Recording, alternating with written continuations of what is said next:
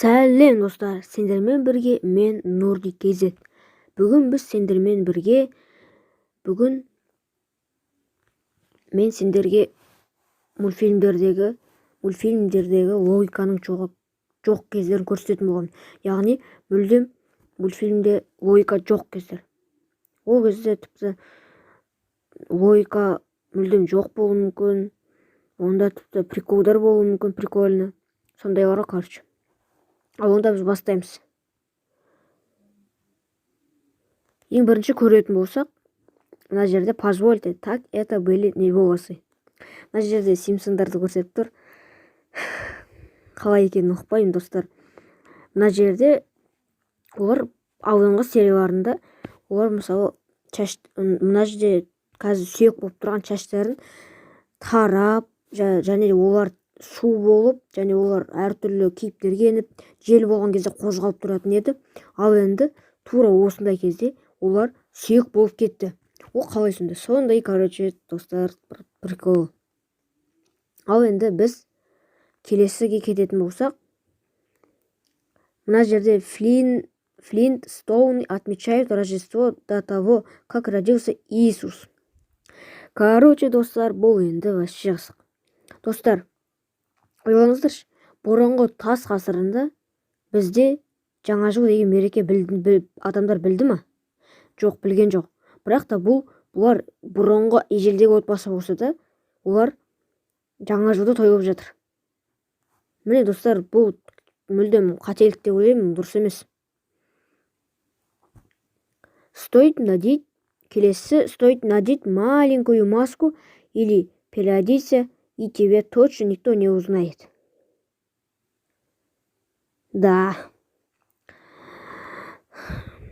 Бұл деген вообще достар, енді анимелердегі қателіктер. Мысалы, анимелерде көбінесе осындай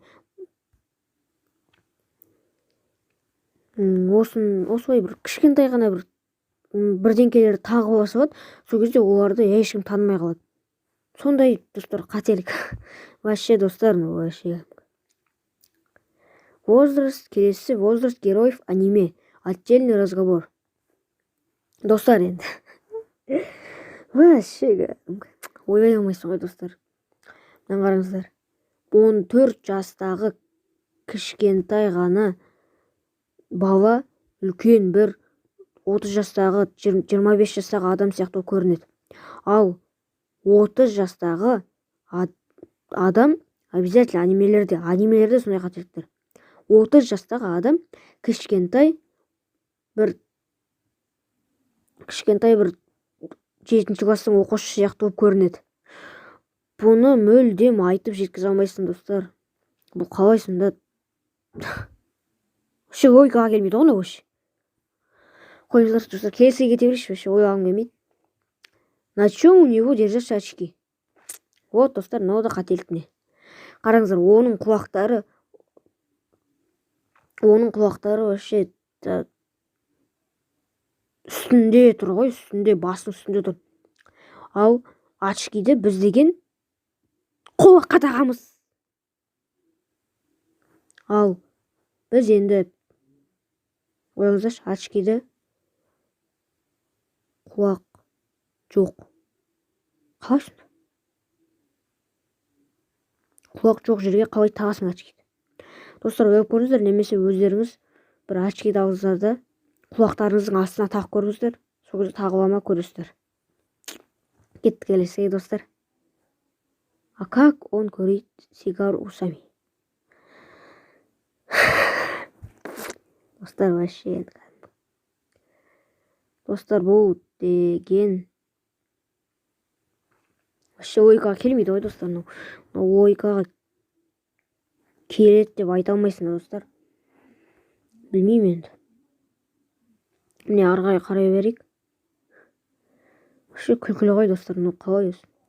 Мұртын алып, мұртымен темекін шегіп тұр. Ал аузы оның ар жағында тұр. Что это такое вообще? Білмеймін достар. Білмеймін қалай екен. Любой удар просто меняет форму тела. Бұл енді Том и Джерриде өте көп келетін нәрсе.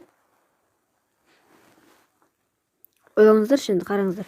Мына жерде шкафқа соғылып, мынандай түп-түзу болады да, бірақ оның іш құрылысы не болып жатыр, жүрегі қалай мыжып қалды, өкпесі қалай мыжып қалды, асқазаны қалай мыжылды, оның ештеңе демейді. Мына жерде солай баспалдақ сияқты теп-тегіс болып қалады, бірақ оның асқазаны ішіндегі бүкіл затының бәрі ештеңе болмайды.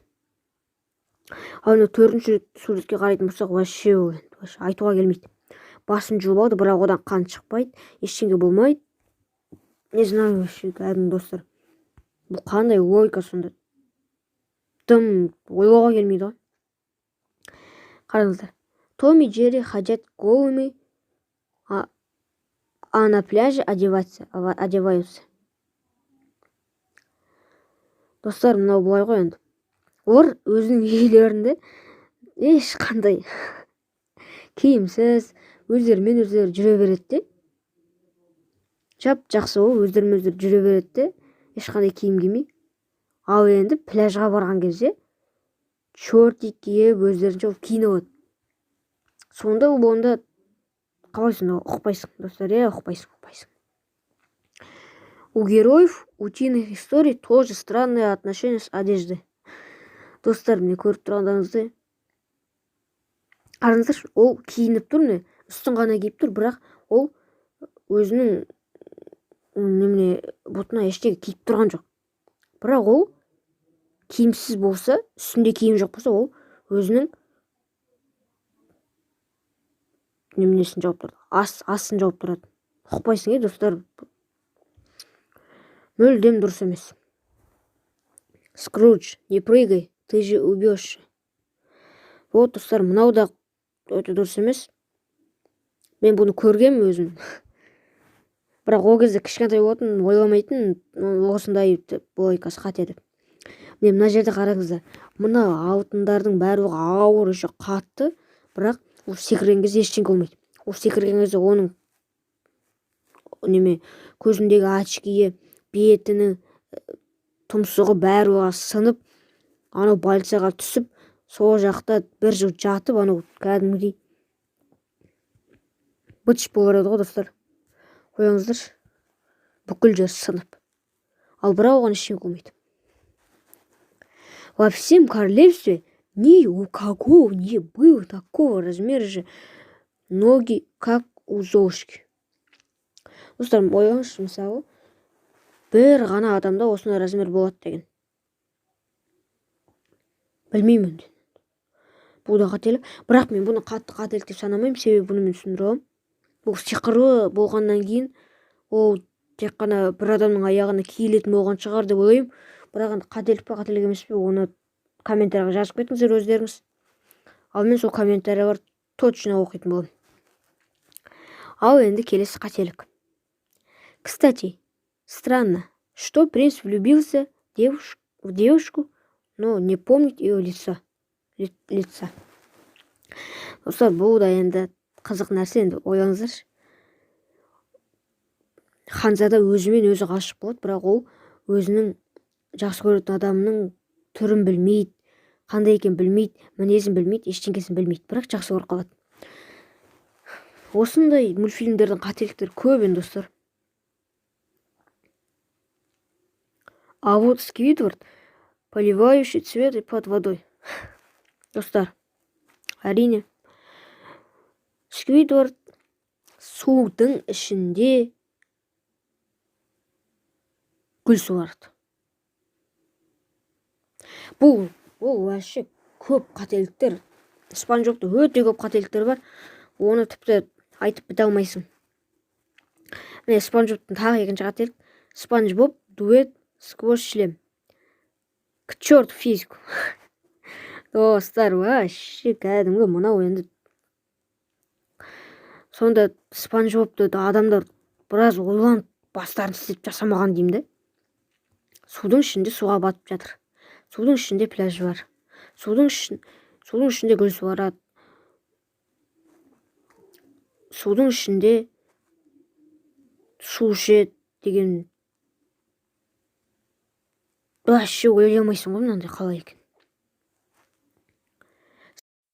Ал достар, біздің осымен видеомыз аяқталды. Сау болыңыздар. Егер де осы видеоның жалғасын көргілеріңіз келсе, осы видеоға лайк басып, менің каналыма тіркеліп кетіңіздер. Сау болыңыздар. Сіздермен бірге болған мен Нурди KZ.